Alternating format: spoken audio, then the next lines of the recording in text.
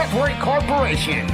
Sa Pangasinan, ito ang DWJE 88.1 FM Radyo Pangasinan. Paborito. Kahit saan sulok ng Pangasinan, Paborito. ikaw ang pinag-uusapan. Paborito. Ang radyo na paborito ng bayan. Paborito. DWJE 88.1 FM ang pinapakinggan. Paborito ng kabataan at matatanda. Paborito. Paborito. Paboritong pakinggan sa bus, tricycle, jeep at mga opisina. Paborito mo, paborito ko, paborito natin lahat. DWJE 88.1 FM Radyo Pangasinan. DWJE 88.1 FM Radyo Pangasinan.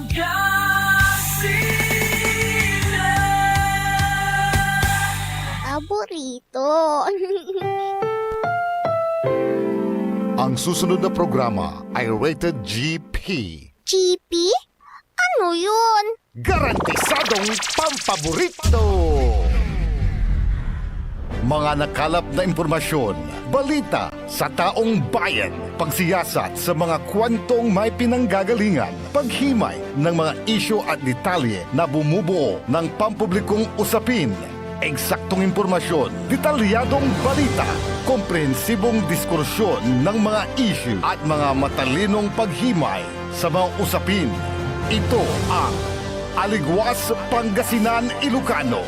Balita, talakayan at serbisyo publiko sa radyo. Aligwas Pangasinan Ilocano. Samahan ang maestro ng balita at impormasyon na si Jonathan Ortega.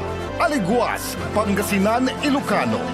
Lunes hanggang Biyernes, alas 5 hanggang alas 6:30 ng gabi. Dito lamang sa DWJE 88.1 FM Radyo Pangasinan. Aligwas Pangasinan Ilocano. Narito na si kapaboritong Jonathan Ortega. Maligwas ang araw Pangasinan! Muli po nagbabalik ang programang maghahatid po sa inyo ng mga importanteng impormasyon at mga maiinit na balita at issue na dito nyo po maririnig sa programang Abi, Aligwas Pangasinan Ilocano. Siyempre mga kasama nyo po ako mula alas 5 ng hapon hanggang alas 6 ng gabi. Ako po ang inyong public servant sa radyo, Jonathan Rosario Ortega. Mga kasama niyo po ako mula alas 5 ng hapon hanggang alas 6 ha. Kaya tabayanan niyo po. Samantala mga kasama rin natin ang aking mga co-pilot. Diyan po sa technical control ang ating mga sound engineers na sina Dennis Palaganas at Nixon Dacal.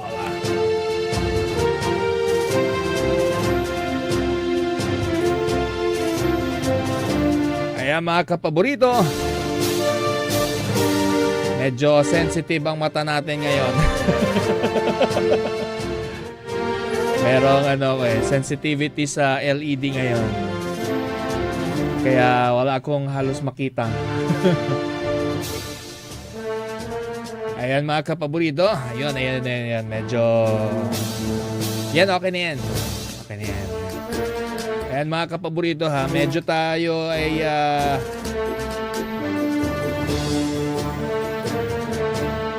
nababahala sa weather ha. Kaya lagi po kayo mag-iingat, magdala kayo ng payong. At least double purpose na yan. Pananggalang sa ulan, meron pa kayong pananggalang sa araw. Pero meron tayong binabantayan na low pressure area. Pero malayo pa naman yan mga kapaborito. No? Nasa labas ito ng Philippine Area of Responsibility. At mukhang hindi naman ito mabubuo na isang bagyo. Ito ay nasa bahagi ng ating West Philippine Sea. At malayo-layo pa. No? At mukhang hindi talaga ito makakapasok sa PAR. Pero meron naman tayong nararanasan na dalawang weather occurrence.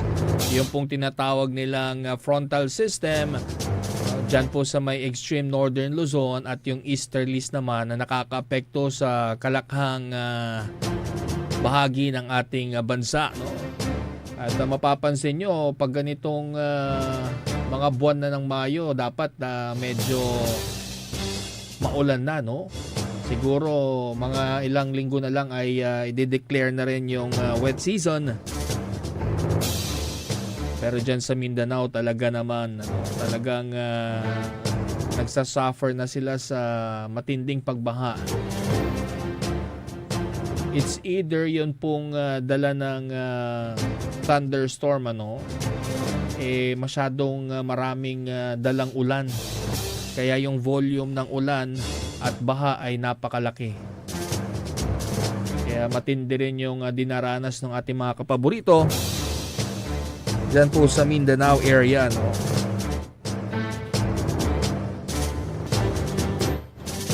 Wala akong mabasa.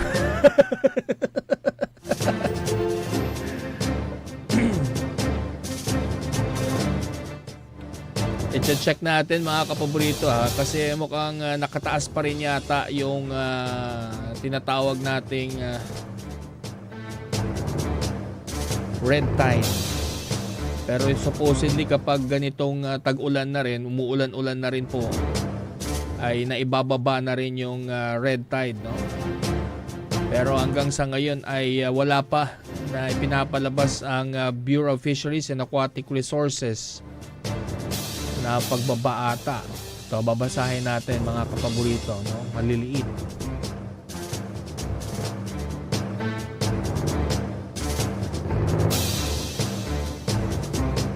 Ayan, no? Base po sa Shellfish Bulletin number 12 as of May 20 na ipinalabas po ng BFAR Philippines.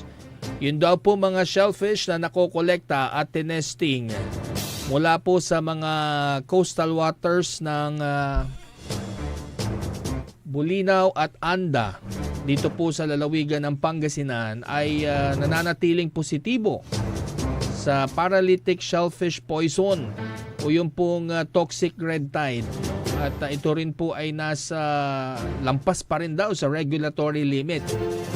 Kaya ang abiso po ng BFAR o ng Bureau of Fisheries and Aquatic Resources ay hindi po ito ligtas, no, para sa human consumption o ipinagbabawal po itong kainin. Gayunpaman, ipinagbabawal din po ito i-harvest, ano. Kaya yung mga nakukuhang shellfish po dyan, kailangan itigil muna yung pag-harvest po ninyo ng mga tahong, talaba at iba pang shellfish. Dahil sikat na sikat ang talaba at tahong.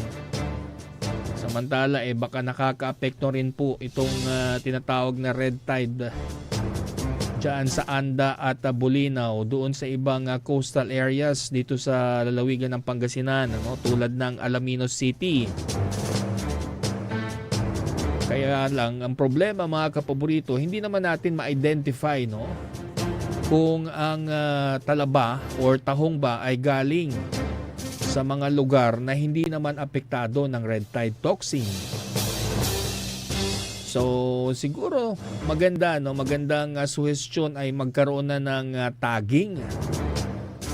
Hindi yung saging, tagging, no? Yung pag-identify ng isang produkto kung ito po ay galing sa isang lugar, no? Parang yung dagupan bangus, nagkaroon po yan ng dagupan bangus tagging. Yung mga na-harvest na bangus mula po sa Dagupan City, yan po ay vine-verify kung galing nga sa Dagupan at ito po ay tinatag, no, nilalagyan nila ng tag. Alam niyo yung tag, yung parang ganun sa may tinapay. No, para ma-identify ninyo kung ano yung bangus Dagupan. Kasi malaki po yung pagkakaiba ng lasa ng Dagupan bangus kumpara sa mga bangus na na-harvest sa ibang lugar, partikular na kung sa Bulacan. Sa nasabi ng ibang nakakatikim po niyan, maablir ko no mo, may bangus yung manlalapo at Bulacan. Ibig sabihin may pagkalasang putik daw. At dito naman sa atin, dahil ang mga dagupan bangus ay pinapalaki sa brackish water, malasa po talaga, no? At talagang napapanatili yung matamis na lasa nito, kaya nga milkfish. Pero pagdating sa shellfish, for our safety syempre, gusto natin malaman, dahil ako gusto ko rin kumain ng talaba, pero I need to be sure kung ito ba ay galing sa mga lugar na ligtas mula sa red tide. No? Nabanggit ko rin po yan one time noong nagkaroon ng press conference dyan po sa Alaminos City kay Mayor Arth Brian Celeste ng Alaminos City. Dahil meron silang Talaba Festival. Nagkakaroon ng ihaw-ihaw ng talaba at napansin natin na malalaki nung talaba, no, diyan po sa Alaminos City. At binigyan linaw din ni Mayor Art Celeste na ito po ay ibang species, no, ng talaba. Kaya ito ay malalaki. At nabanggit ko nga po doon, kailangan po ba malagyan na ng tag ito, no, para ma-identify na ang produktong ito na talaba ay galing mismo sa Alaminos City. Kasi ang nabanggit din ni Mayor Celeste noon, itong talaba na ito ay dinadala pa raw dito sa Dagupan City. Mukhang ito nga yung dito sa may Lukaw, Kaya mapapansin nyo, malalaki, matataba yung mga talaba po dyan.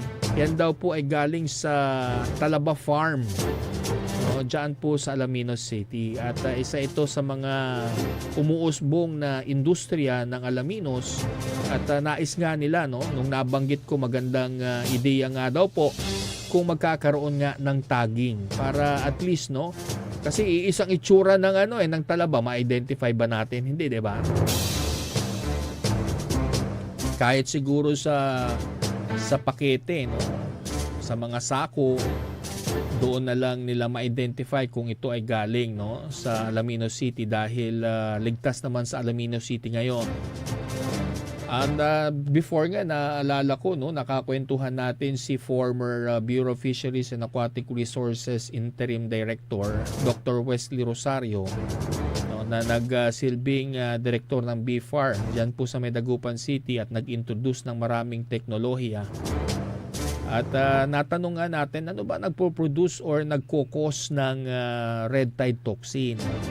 Ang nabanggit po, naalala kong nababanggit ni Dr. Wesley Rosario, may mga factors po, tulad po ng mainit na panahon na nagko-contribute sa mainit na temperatura din ng tubig. At isa pa dyan ay yung salinity o yung pagkaalat ng tubig. At napapansin po natin, doon sa ibang areas po dyan ay marami pong pagawaan ng asin, o yung salt farm. Hindi rin naman directly may kukonekta doon kung nagkukos nga yun ng red tide. Pero syempre pag umiinit daw yung tubig, nagkakaroon na rin ng adverse effect doon sa salinity o yung pagkaalat ng tubig dyan sa mga baybayin na yan, na nagiging magandang environment para doon sa red tide organism. Yun yung paliwanag noon ni Dr. Wesley Rosario. Sana tama ako sa naalala ko, Yun yung ibang mga sources. Hindi ko rin na maalala. Tinanong ko rin naman, paano mapupuksa yan?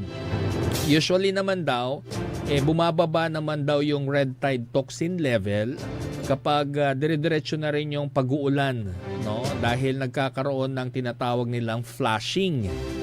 So, flashing, ibig sabihin, napapalitan ng malinis na tubig na dumadaloy sa mga ilog, palabas po sa karagatan. So siguro pag nagdire-diretso na yung ulan, ay bababa na rin yung salinity dahil dadami yung fresh water na hahalo sa karagatan dyan sa may bukana kung saan nag-harvest ng talaba. At kung mapapansin po ninyo, naalala ko rin, sabi ni Dr. Wesley, kapag ang talaba ay mataba, ibig sabihin marami pong micronutrients, dyan po sa ilog.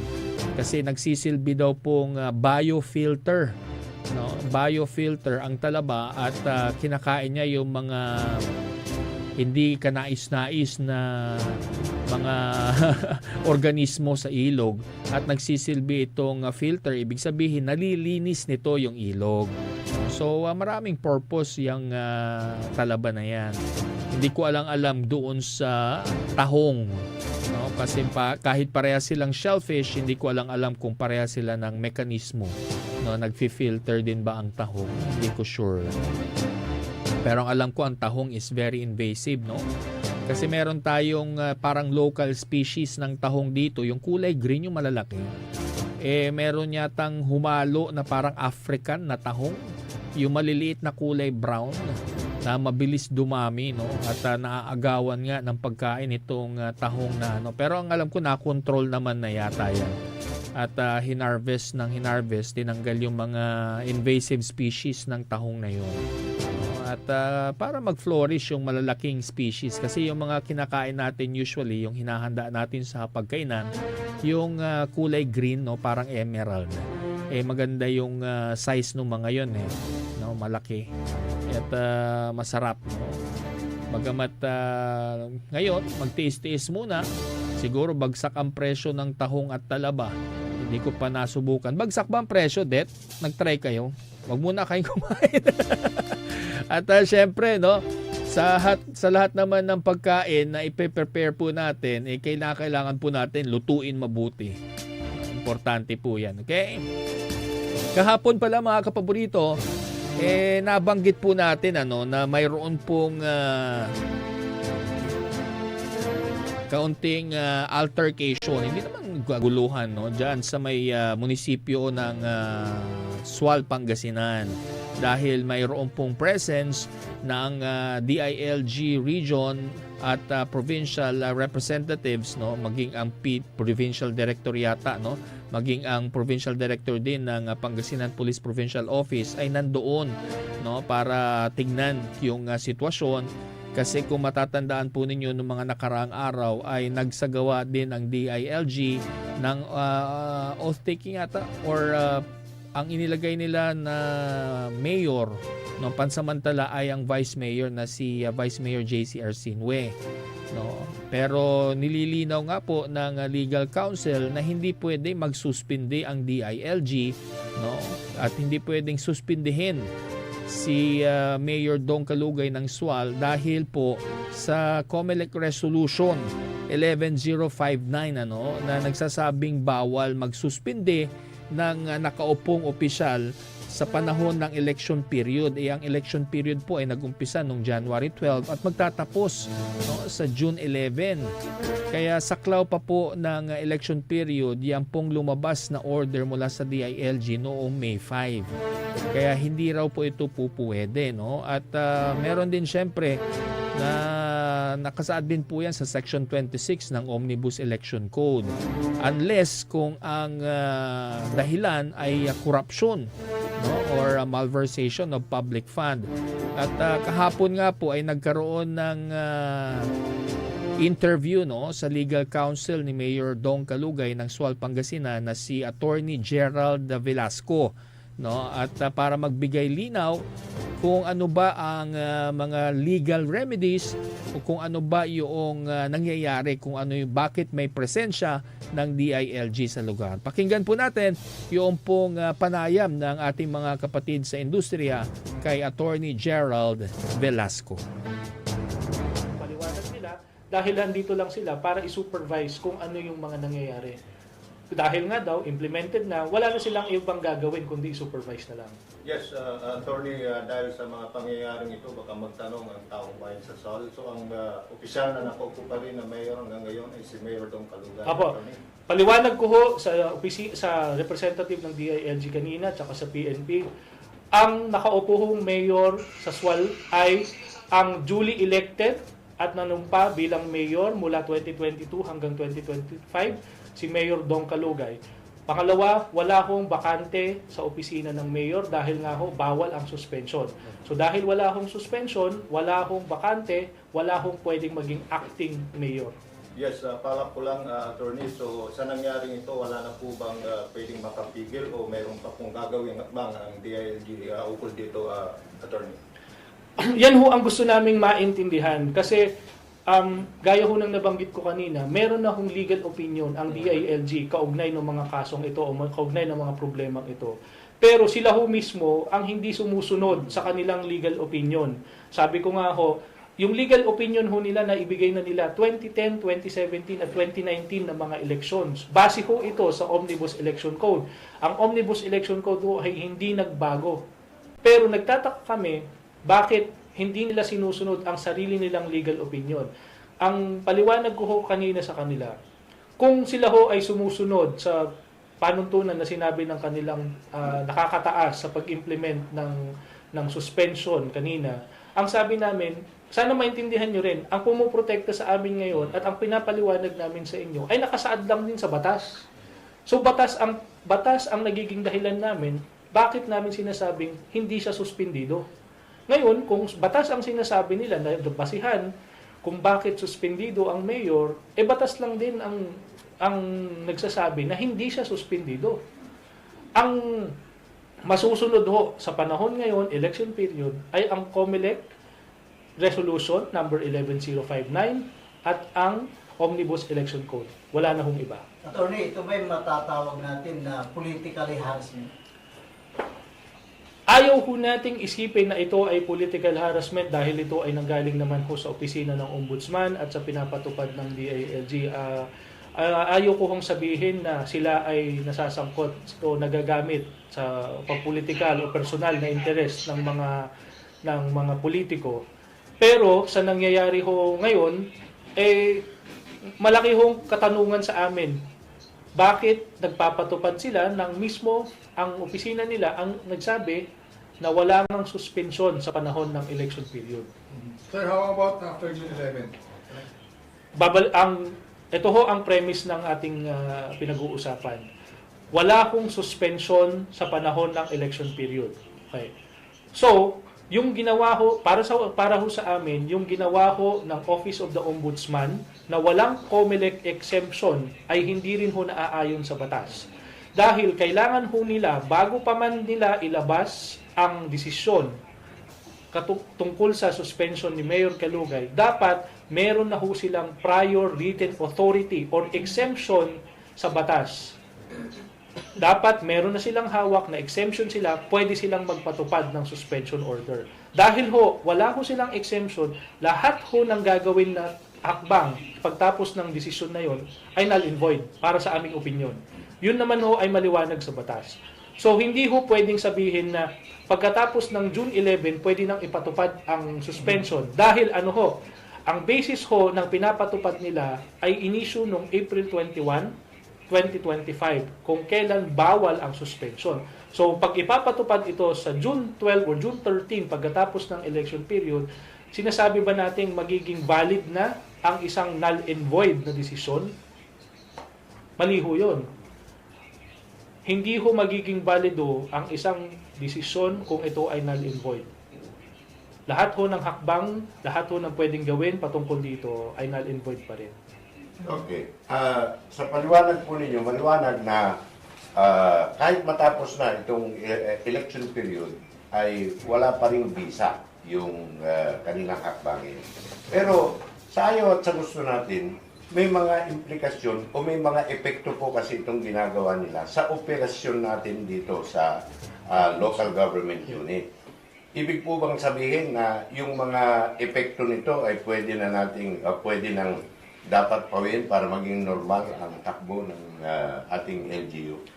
Sa ngayon naman ho, normal ang takbo ng munisipyo. Lahat ho ng transaksyon ay tumatakbo at gumagana. Okay. Wala naman hong naging interruption sa takbo ng ating munisipyo. Meron lamang hong mga ilan na nako-question dahil ang sinasabi ng ilan ang dapat na pumirma o magbigay ng utos ay ang sinasabi nilang acting mayor. Pero ho, ang nangyayari naman, lahat naman ho ang direktiba, lahat ho ng transaksyon araw-araw ng ating munisipyo ay dumadaan at nasa pangunguna pa rin ho ng ating mayor. Sir, to wrap it up, ngayong araw na to, walang bagong memo or anything from the DILG, from the Ombudsman, from the COMELEC, nadala po ng grupong yun. Opo, tama ho yun. Wala pong bagong ipinakita sa ating dokumento na nagsasabi na yung suspension order ni Mayor Kalugay noong April 21 ay may visa o ito ay base sa isang COMELEC resolution o may exemption ang Office of the Ombudsman. Ang binabanggit po sa atin kanina ay ito lang ho ay base sa direktiba ng opisina ng Secretary ng DILG na i-implement o i-monitor ang implementation ng suspension order dito sa atin. Kaya nga ho nabanggit ko sa kanila kanina, opo, yun ang sinasabi nyo, naiintindihan ko, sumusunod sila sa direktiba ng SILG, pero ang ino-question natin, ano ang basihan sa pagpapatupad nito? May legal na basihan ba ang pagpapatupad nito o even yung pag-monitor sa suspension order? Sabi ko sa kanila, ang ating mayor ay nahalal ulit, uupo ulit sa June 30 bilang panibagong mayor sa July 1 at wala hong ibang ginusto ang bayan ng Sual kundi mapaupo ulit siya bilang mayor. So, kung pipilit pa rin ho nila na i-implement ang sinasabing suspension order, wala ho kaming magagawa kundi pigilan sila. Base lang din sa batas. Base lang din ho sa batas. Ang batas ho ang nagsabi, bawal ang suspension at yun ho ay pinapanindigan namin. At ang nakaupong mayor ngayon ay si Mayor Dong Kalugay. Wala hong ibang mayor ang Sual kundi ang Mayor Dong Kalugay. So, sa panalo ni Mayor Kalugay, no, attorney, so ibig sabihin ba yung mga kaso pending o mga suspension ay automatically na makaka-push, attorney? Dati ho, meron hong tinatawag na Aguinaldo Doctrine. Ano ho?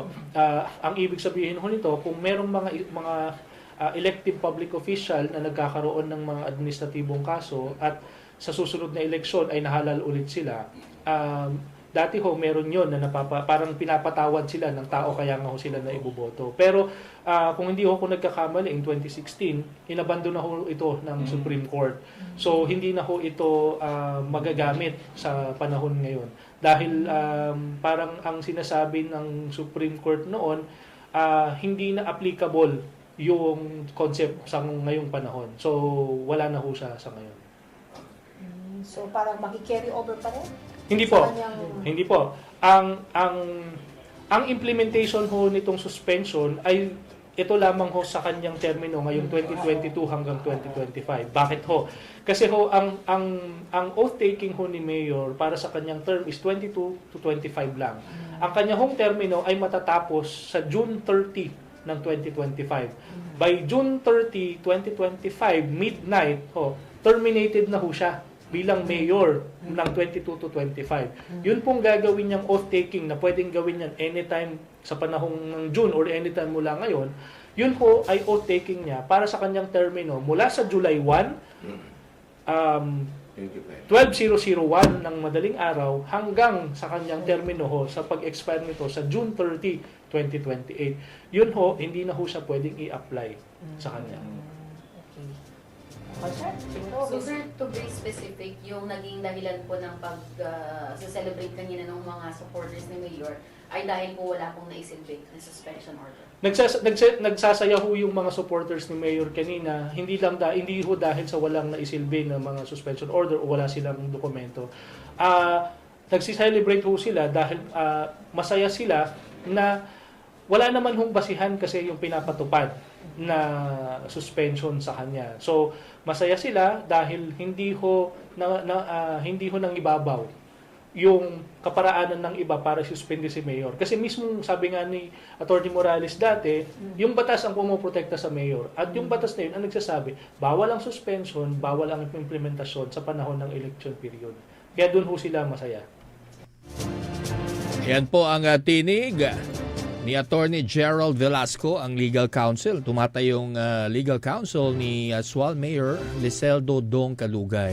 So malinaw na malinaw po no sa explanasyon ni Attorney Velasco na ang premise po dyan ay bawal no magsilbi ng suspension sa loob ng election period from January 12 to June 11. No? At nailabas po ang suspension order na yan mula sa Ombudsman, no? At sa loob ng election period, yun nga lang, hindi po yan pwedeng ipatupad. Ano? Dahil meron nga pong COMELEC Resolution 11059 at ang Omnibus Election Code kung saan nagsasabi, no, na bawal po ipataw ang mga suspensyon sa loob ng election period. Pwera na lang kung mabigat, no, yung rason tulad na lamang po ng malversation of public fund or graft and corruption. At syempre yan po, no. So maganda to, no, dahil marami kayong matututunan mga kapaborito. Lalo't kabi-kabila yung mga naririnig at napapanood nating balita na lumalabas, no, patungkol sa mga suspensyon ng mga alkalde, no, kung sila po ay may kaso, no. Pero itong kay Mayor Dong Kalugay, iba rin po nung nature nitong kaso na ito. Kaya nga at lumalabas, no, na walang maisisilbing suspension order dahil na rin doon sa magsisilbi nga ay ang DILG, sila rin naman po ang gumawa, no, ng mga resolution na yan na nagsasabi na bawal magsilbi. So parang contrast doon sa kanilang mga memo, no, sa kanilang mga memorandum. So hanggang sa ngayon nananatili pa rin, ano, na nakaupong alkalde hanggang June 30 si Mayor Dong Kalugay, at pagpapatuloy naman niya po yung kanyang ikalawang termino, no, dahil siya po ay nanalo noong May 12, 2025 local elections. Pagpapatuloy niya ulit yung kanyang pagsisilbi, no, sa bayan ng Sual starting July 1, no, hanggang June 30, 2028 naman. At yun, malinaw din, ano, na sinasabi ng legal counsel na hindi naman nila sinasabi na isa itong political harassment, ano. At ayaw nilang sabihin na ganoon directly.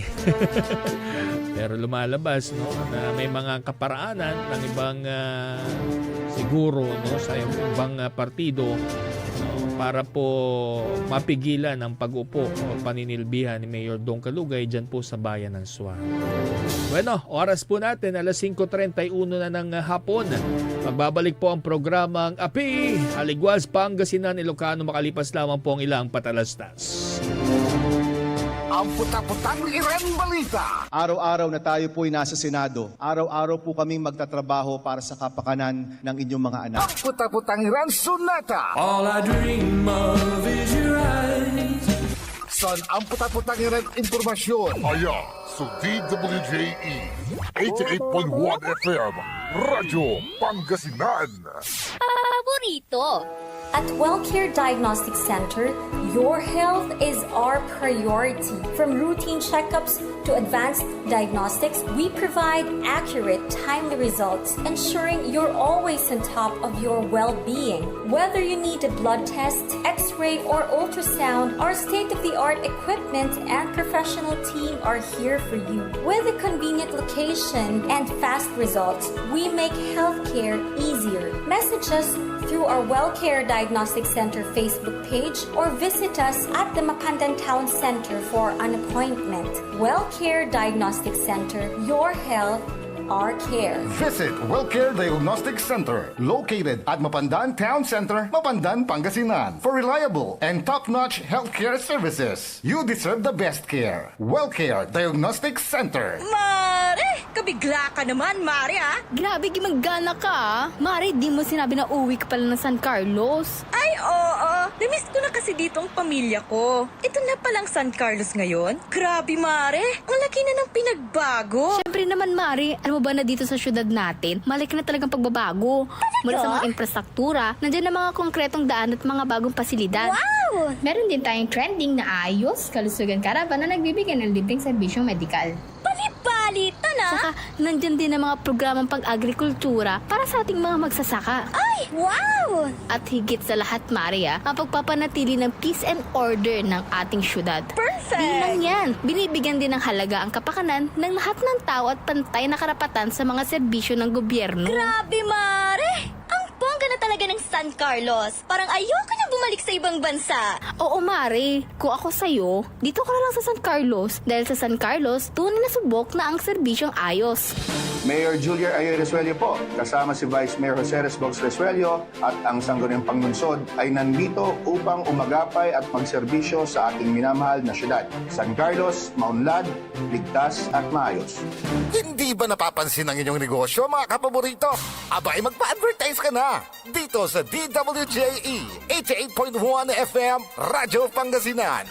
We are located at the 3rd floor of Jumel Building, A.B. Fernandez East, Tagupan City. Or you may contact us at 0968-444-4290 or 0956-168-4908. O bueno, mga kapaborito, magpa-advertise na! Mas pinalakas, mas pinatindi, mas pakikinggan. Serving Pangasinan through music, news, and information. Ito ang DWJE 88.1 FM Radyo Pangasinan. Diyan Pangasinan, walay saksa kaya radio station ya iiyag na saray Pangasinense. Diyan Agno, Paborito. Alaminos, Paborito. Anda, Paborito. Bani, Paborito. Bulinaw, Paborito. Burgos, Paborito. Dasul, Paborito. Infanta, Paborito. Mabini, Paborito. Tanjatsual, Paborito. Kaya, 88.1 Radyo Pangasinan. Paborito ng kabataan at matatanda. Paboritong pakinggan sa bus, tricycle, jeep at mga opisina. Paborito mo, paborito ko, paborito nating lahat. DWJE 88.1 FM Radyo Pangasinan. DWJE 88.1 FM Radyo Pangasinan.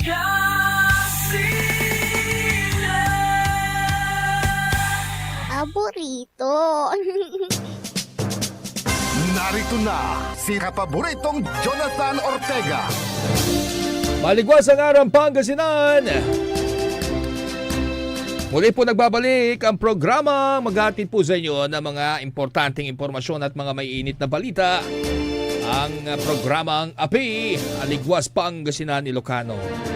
O pa rin po ang inyong public servant sa radyo, Jonathan Rosario Ortega. Kayo po ay nakatutok sa DWJE 88.1 FM Radyo Pangasinan. Samantala mga kapaborito, narito po muna ang mga balitang dapat niyo pong malaman ngayong araw ng Martes.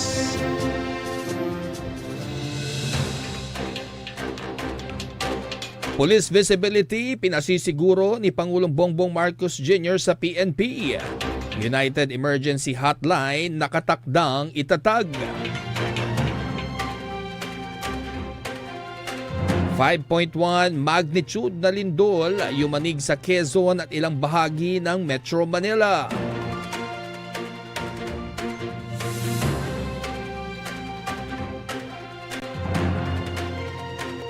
Pinoy folk singer Freddy Aguilar pumanaw na sa edad na 72. Magkakahalong oil adjustment ipinatupad ngayong huling linggo ng Mayo. Sa balitang pampalakasan, pamangkin ni Heidelin Diaz nasungkit ang unang ginto sa weightlifting sa Palarong Pambansa 2025. At Carl Anthony Towns bumida para sa crucial next win sa Game 3 kontra Pacers. Narito na ang detalye ng mga balitang yan. Inatasan po ni Pangulong Ferdinand Marcos Jr. ang Philippine National Police o PNP na palakasin ang kanilang police visibility sa mga kalye upang mapigilan ang anumang krimen at magpatupad ng isang unified emergency hotline para kaagad makapagresponde sa anumang insidente. Sa isang podcast interview, pinag-utos po ng Pangulo sa Department of Interior and Local Government at PNP na maging mas malapit sa mga tao at sa publiko. Binigyang diin ng Pangulo na mahalaga ang presensya ng ating mga PNP sa kalye dahil nagbibigay ito ng kumpiyansa sa mga tao na sila ay ligtas. Napansin kasi ng Pangulo na sa kasalukuyang emergency numbers, tila nagdudulot po ito ng pagkalito. No? Kaya nais nito na magkaroon ng single crisis hotline o emergency hotlines. Pakinggan po natin ang pahayag ni Pangulong Ferdinand Bongbong Marcos Jr.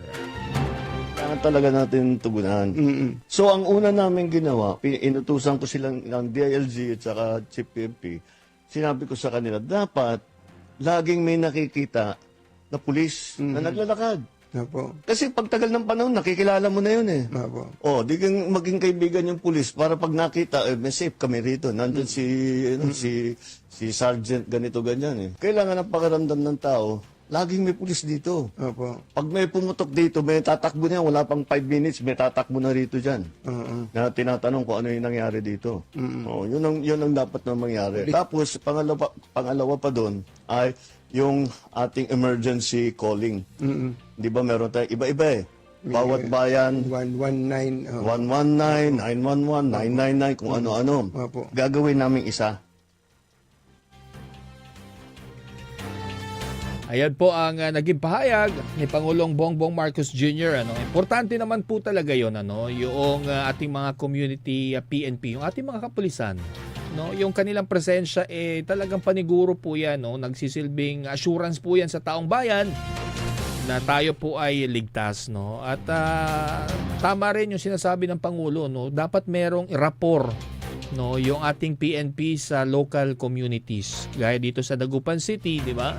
Kailangan magkakakilala rin tayo yung ating mga pulis, kilala rin po natin yan para yung magaan ba ang loob natin sa ating PNP. At saka nakita nyo naman kung kapag may mga nagpapatrolya, may mga foot patrol, bike patrol o kaya ay mobile, senyales po yan na talagang seryoso ang PNP na masawata ang anumang kriminalidad. At kapag mayroong nakikita ang mga masasamang loob, na may mga pulis diyan po sa mga lugar, sa mga anong tawag mo doon, sa mga convergence area, ibig sabihin yung matataong lugar, at least napipigilan yung anumang plano nitong mga masasamang loob. Kaya maganda po na i-revisit ng PNP yung kanila pong mga programa, proyekto, lalo at kailangan nga napansin na rin siguro ng Pangulo na talagang visible dapat ang PNP. At hindi dapat visible ang PNP tuwing meron lang darating na mga VIPs o VVIPs sa isang lugar, di ba? Pansin niyo yan kapag merong darating na malaking bisita, bawat kanto ng dadaanan po ng malaking bisita, merong mga nakapaskil, mga nakatayo, mga PNP personnel, may mga assistance desk. At ngayon dapat kahit walang VIPs o VVIPs, I think it is prerogative na yan ng PNP na dapat ay may presensya sila dyan. Kung sa 24 hours at kung 8 hours ang kanilang duty, dapat mas malaki yung oras nila sa labas ng opisina kaysa po doon sa loob ng opisina. I hope you all agree, dahil kahit ako, dahil taga tayo ay may mga ari-arian, gusto natin ng mapayapang komunidad, at syempre kapag peaceful ang isang lugar, umuusbong ang lokal na ekonomiya, di po ba?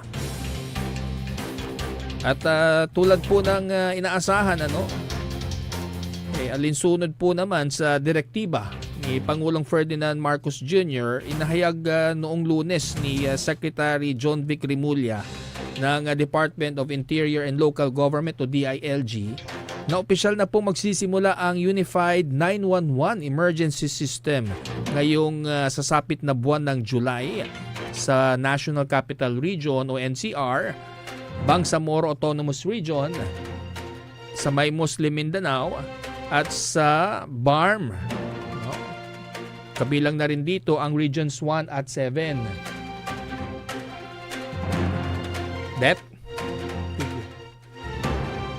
Sa isang press conference na ginanap sa punong tanggapan po ng Quezon City Police District, idiniin ni Remulla na ang pambansang emergency response system ay gagamitin ng makabagong teknolohiya at palalawakin sa iba pang rehiyon sa mga susunod na buwan. At upang matugunan po yung matagal ng problema, no, sa mga prank at nuisance calls. Sinabi rin ni SILG Rimulya na ang sistema ay dinisenyo na may mga advanced na tampok na pipigil po sa mga ganitong abala. Kasi malaki po yung experience ng PNP na 60% ng mga calls ay pawang mga prank calls lamang. Ngayon malalaman na raw, no, kung saan ka tumatawag, kung sino ka, at kung ano ang itinawag mo. Mas magiging efficient ang pagpapatakbo ng 911. Idiniin pa ng kalihim ng DILG na ang 911 emergency hotline ay magiging isang permanenteng pangunahing programa ng kagawaran na ganap na isinama sa operational framework nito. Nakasentro sa direktang paglahok ng mga frontline response unit tulad ng PNP at Bureau of Fire Protection na parehong kabilang sa mga ahensya ng DILG. Nilinaw din ni SILG na ang pagpapatuloy ng programa ay hindi magiging batayan ng pagbabago ng administrasyon o ng pamunuan, no? Dahil ang continuing investment umano dyan at hindi pwedeng sabihin na 1 year lang dapat yan at sa susunod na taon ay papalitan na naman. Dapat yan is 10-year investment plan, sabi ng ating SILG. At tungkol naman sa mga hotline tulad ng 117 ng PNP, sinabi rin ni SILG Rimulya na ang mga ito po ay magsisilbing command centers ng ahensya upang hawakan ang mga tawag sa 911 na may kaugnayan sa kanilang partikular na tungkulin tulad ng mga krimen para sa PNP o mga sunog para sa BFP. So magiging unified na yan, ibig sabihin hindi na tayo malilito kung ano na yung mga tatawagan numero, no? Siyempre kapag may mga nagaganap pong sunog o kaya ay krimen, kapag kayo ay nalilito, no? Ang daming numero, hindi nyo na memoryado yan. At ito, 3 numero na lamang po yan at nakaugalian naman na natin yung 911, dahil marami rin pong mga palabas na may numero nitong 911, madali na pong matawagan yan. Yun nga lang, mas magiging efficient po itong hotline ngayon ng DILG, ng PNP at BFP dahil po may locator, no? At matetrace po nila kung kayo lang po ay manloloko, no? Dahil alam nyo 60% daw ng tawag dyan sa hotline noon, no, ay puro prank calls, mga walang magawa sa buhay, Pero ngayon pwede na po silang matunton ng PNP at mabigyan ng kaukulang disiplina o penalty, no, sa kanila pong ginagawang panloloko. Kaya ito po mga seryosong bagay, no, ay kailangang seryosohin naman, no, at hindi ginagamit sa kalokohan, di ba? Sa iba pang balita, diyanig naman ng magnitude 5.1 na lindol pero ito po ay naibaba na, no, ng PHIVOLCS sa 4.6. Yun yung nabasa kong update. No, ang lalawigan po ng Quezon Province nitong Martes ng tanghali. Ayon po sa Philippine Institute of Volcanology and Seismology o PHIVOLCS.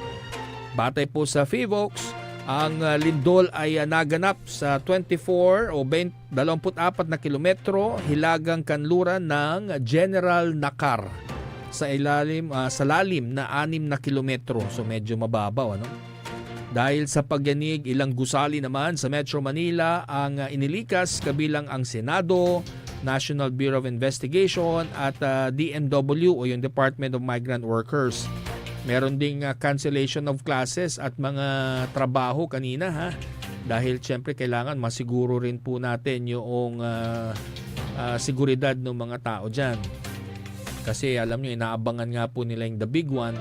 Kaya medyo nag-cause ng malaking kalituhan, kaguluhan yung naganap na lindol kanina. Akala ng mga tao yun na yung the big one. Umaasa naman ang PHIVOLCS na sa maaaring aftershocks tulad ng lindol, bagamat nasa intensity 2 lamang ang naitalang lakas sa Taguig. Ngunit posibleng magbago pa niya ito. Mababatid na ang Pilipinas ay bahagi ng Pacific Ring of Fire, kaya't madalas makaranas ng mga lindol ang bansa. Karamihan dito ay mahina lamang, ngunit ang malalakas at mapaminsala ay nangyayari nang walang babala at hindi pa rin kayang i-predict ng isang teknolohiya kung kailan ito mangyayari. Sa iba pa ang balita, pumanaw na ang Filipino folk singer na si Freddy Aguilar sa edad na 72 anyos.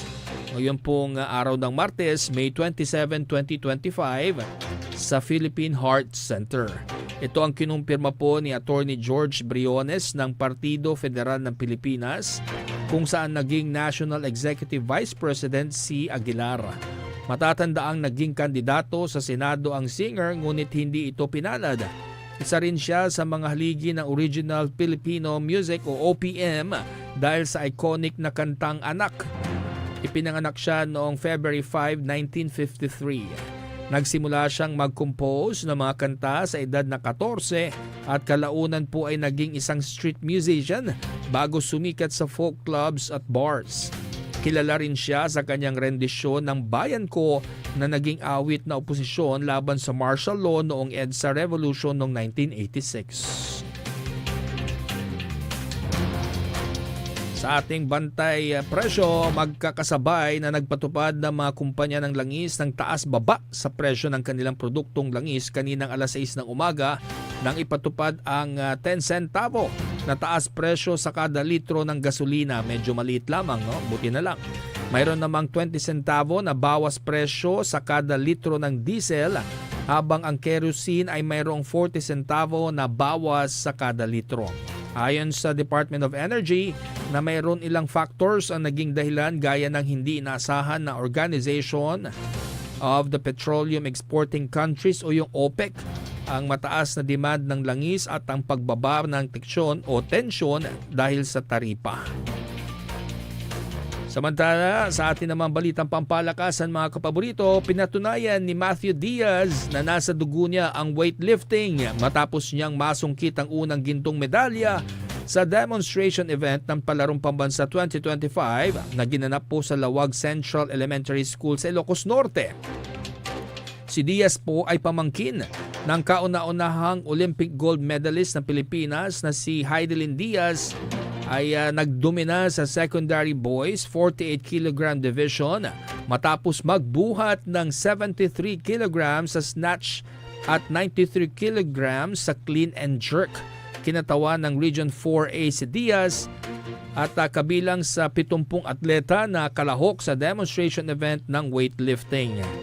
Samantala, nakamit ni Generos Mel Cortez ng Region 9 ang silver medal habang si Rainy Joy Espina ng National Capital Region ay nag-uwi naman ng bronze. Bumuo sila ng unang podium finisher sa kasaysayan ng weightlifting sa palaro. Ayon kay Heidelin Diaz sa isang naunang panayam, ang pagsali ng weightlifting sa Palarong Pambansa ay malaking hakbang sa pagtuklas ng mga bagong atletang maaaring maging susunod na Olympians ng ating bansa. Congratulations! At syempre, ang Palarong Pambansa, no? Ginaganap po yan ngayon sa Ilocos Norte. At nakita natin maraming athletes, mukhang maraming future athletes, no, na makukuha sa professional level. Samantala, pinangunahan naman ni Karl Anthony Towns ang New York Knicks sa kanilang panalo laban sa Indiana Pacers sa score na 106-100 sa Game 3 ng Eastern Conference Finals. Bagamat may 4 na puntos lamang si Towns sa unang 3 quarter, umarangkada siya sa 4th quarter kung saan nagtala siya ng 20 points at nagtapos na may kabuang 24 points at 15 rebounds. Ang Game 3 ay muling nagpasabik para sa Knicks kung saan nag-iwan ng 20 points sa 2nd quarter at 10 points naman para sa pagtatapos ng 3rd quarter.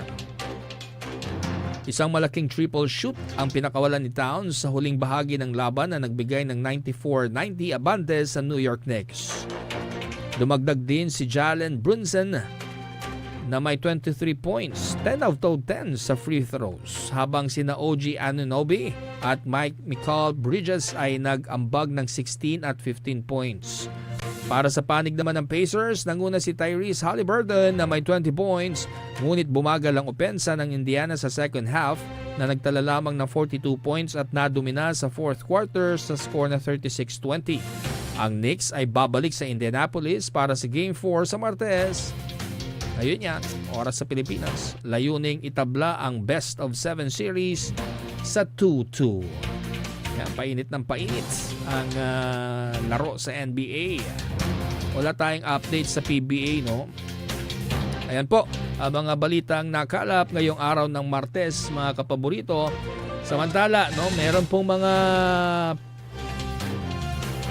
power service interruption schedules sa mga bayan na nasasakupan po ng Central Pangasinan Electric Cooperative, Panelco at DECORP. No? So mangyari lamang pong bisitahin na lamang po yung kanila mga Facebook pages para makita po ninyo kung kabilang po ang inyong lugar, inyong barangay, doon po sa mga mawawalan ng supply ng kuryente. No? Dahil para maganda yan, no? Makapag-prepare po kayo ng maaga. Ang pinagtataka ko nga lang dito sa Dagupan City, madalas po nagbra-brown out kapag umaga, no? Sa inyo ba, Det, meron? Mga bandang 6 o'clock. Nagigising ako, may pinapawisan ako. Pagtingin ko, nakapatay pala yung aircon. No? So, DECORP, baka meron tayong advice dyan, ano? Kasi pag binabasa ko naman dito sa ating scheduled maintenance for May 27 to June 2, wala naman tayo nakikita sa Dagupan City. Kasi baka naman mamaya may mangyari sa ating mga appliance, ano? Yung patay sindi. Buti kung yung iba meron silang auto voltage regulator o kaya ay yung anong tawag doon? USP? Yung standby UPS? Kaya ba yung mga ref? Hindi naman. Pero ngayon yung mga battery UPS malakas na, ano. Bigaya dati 5 minutes. Yung pack na ganon. Ngayon ilang matagal na. Pwede ka na mag-operate. Yun, lithium ion siguro yun, no? Yung ginagamit sa solar. Ayan, speaking of solar, no? Parang magandang investment talaga ang solar energy sa mga panahon ngayon. Kaso tag-ulan na. Doon sa mga madalas ang brownout, yan, maganda. Yan, Kuya Cesar Ramirez. Diyan sa may Binmalay, Lingayen. Diyan sa Mangaldan din, kay Bads Agtalaw. Kailangan nyo na ng solar energy, mga solar panel para hindi na kayo mahirapan sa brownout, no? Yung mga patay sindi. Lalo kapag tag-ulan, kapag lumakas lang ang hangin, no? Diyan sa San Carlos, wala agad kuryente yung mga magulang ko dyan. Hi, hello sa aking mga parents, kay Erlinda and Norberto Ortega, dyan sa may San Carlos, sa San Carlos Home Subdivision. Magandang hapon sa inyo. Baka mamaya sumilip na naman sila sa Facebook, hindi ko daw binate. Sisingilin ako sa Sunday. Bakit hindi mo ako binate? Binabati ko rin si Kuya Cesar Ian Urbano at yung mga kapaborito natin dyan sa DBP. No? Lagi po silang nakatutok sa atin. At dun sa ating mga kapaborito na laging nakatune in, yung ating mga mamang chuper, mahal na mahal namin kayo. No? Lalo yung mga papuntang Mapandan, nakatutok sila sa atin. Sabi ni Manong Ding Aquino, at dyan po sa may Bunuan. At saka happy birthday pala, no, kay Paloma. At we wish you, ano ba i-wish natin kay Paloma? Det, no? Lahat na kay Paloma na eh. Parang panata ni Paloma, no? Every birthday niya madaming nag-greet sa kanya. At we are happy na you're in a good place, Paloms. No? Matagal nating nakasama si Paloms sa MOR, no? Dyan sa ABS-CBN, at bata pa lang siya. No? Talagang kasama na siya dyan sa MOR. No? At ngayon nakatutok naman siya sa atin dito sa paborito, 88.1 FM Radyo Pangasinan. At nababanggit nga niya yung mga jeep, no, papunta ng Bunuan, Bukig at Binlok. Nakatutok daw po sa DWJE 88.1 FM Radyo Pangasinan. Thank you sa inyo. At yung mga biyaheng Lingayen, sinabi rin ng girlfriend ng anak ko, no, na nakatutok daw ang mga POJ dyan sa papuntang biyaheng Lingayen. No? Magandang hapon. Hi, hello din. Magandang hapon kay Mayor-elect Patrick Agustin Karamat at ang Team Patak, sila Ma'am Marmy. Hi, hello, Ma'am Pao, kay Boss Carlo, kay Boss Baki. Magandang hapon po sa inyo. Kanila Ma'am Marie Chris at sa iba pang bumubuo ng Team Patak. Magandang hapon. Hi, hello din kay Mapandan Mayor Carl Christian Vega and team. Kay Boss Darwin, congratulations sa iyong nalalapit na kasal, no? Nakita ko yung iyong prenup shoot. Napakaganda. And it is so nice, no, to see young couples na magseseryoso at tumahimik na o lumagay na sa tahimik. Tumahimik na. No, at syempre, paghandaan yung maigi yan, at you need to understand kung ano yung mga shortcomings ng isa't isa. Importante yan. No? Wala namang perfect marriage. Naks ng payo. Oras natin, alas 5:59. Maya-maya ilang minuto na ba? Ilang seconds? Dadasal naman po tayo ng Angelus, mga kapaborito. No? At magpasalamat tayo. At thank you pala, no, doon sa mga patuloy pa rin nagte-text, no, at nagko-comment sa aking post. Pero okay naman na tayo kahit papano, mga kapaborito. No, kailangan na lang natin magpapayat. Bukas, Miyerkules, kita-kita. Hindi kita-kita. Paano ba? Paano ba pwedeng sabihin? Stay tuned sa 88.1 FM. Ako po ang inyong public servant sa radyo, Jonathan Rosario Ortega. Ito po ang programang API, Aligwas, Pangasinan, Ilocano Reload. Appear na, appear. Magandang gabi, mga kapaborito. Hanggang bukas.